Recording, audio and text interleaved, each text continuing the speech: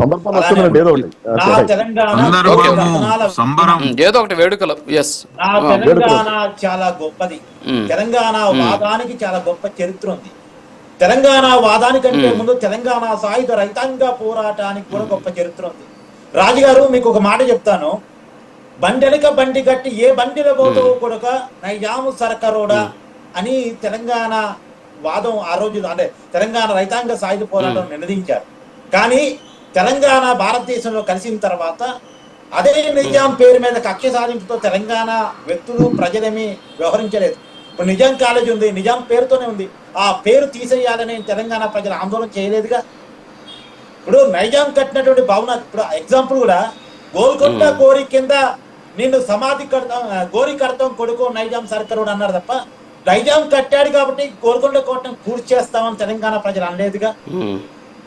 తెలంగాణ ప్రజల యొక్క శాంతి గురించి, తెలంగాణ ప్రజల సామరస్యం గురించి చాలా గొప్ప చెప్పుకోవడానికి చాలా ఉదాహరణలు ఉన్నాయి.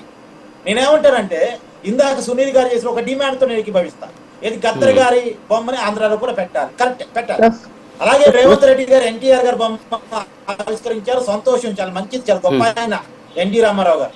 అదే క్రమంలో అదే రేవంత్ రెడ్డి గారు కాళోజీ గారి విగ్రహాన్ని ఆవిష్కరించాలి, తర్వాత చాకిరేనమ్మ విగ్రహాన్ని ఆవిష్కరించాలి, దొడ్డి కొమరయ్య విగ్రహాన్ని ఆవిష్కరించాలి. అవన్నీ చేయాలి. అది నేను వాళ్ళంతా స్ఫూర్తి దాతలు ఈ తరానికి తెలియాల్సిన వాళ్ళు, వాళ్ళ చరిత్ర ఈ తరానికి తెలియాలి. అయితే ఇప్పుడు నేను అబ్జెక్ట్ చేస్తుందల్లా ఆంధ్ర తెలంగాణ అనేటువంటి ఒక వాదాన్ని తీసుకొచ్చి ఒక రెచ్చగొట్టే విధానంతో ప్రజల మధ్య విద్వేషాలు క్రియేట్ చేయాలనుకునే కొంతమంది తెలంగాణ వాదం ముసుగేసుకున్నటువంటి అర్బన్ నక్సలైట్ల గురించి మాత్రమే మాట్లాడుతున్నాను. వాళ్ళ హిడెన్ ఎజెండా వేరు, వాళ్ళ హిడెన్ ఎజెండా వేరు. నేనేమంటానంటే రాజుగారు, టీఆర్ఎస్ అది పుట్టింది తెలంగాణ వాదంతో, నినాదంతో. అది కాస్త బీఆర్ఎస్ అయింది.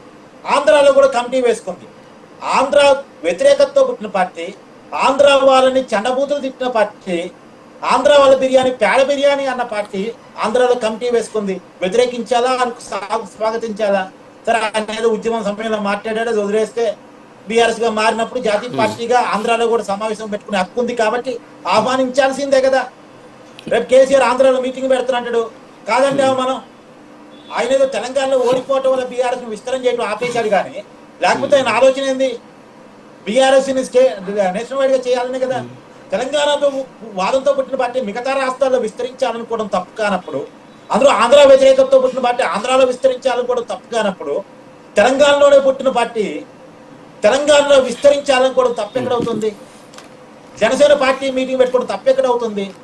కోడిగుడ్డు మీద ఈకలు వీకినట్టు ఎక్కడో పవన్ కళ్యాణ్ తెలంగాణ వాళ్ళ దిష్టి తగ్గుతుంది అని అన్నాడట, సుధాకర్ అంటాడు. తర్వాత ఆ వ్యాఖ్యను వెనక్కి తీసుకున్నాడు. దానికి సంబంధించిన వివరణ పవన్ కళ్యాణ్ ఇచ్చాడు. అది మర్చిపోతే ఆ వ్యాఖ్యలు చేసిన తర్వాత కూడా ఖమ్మంలో వరదలు వస్తే పవన్ కళ్యాణ్ రేవంత్ రెడ్డి గారి సహాయనిధికి, సీఎం సహాయనిధికి ₹1 కోటి విరాళం ఇచ్చాడు.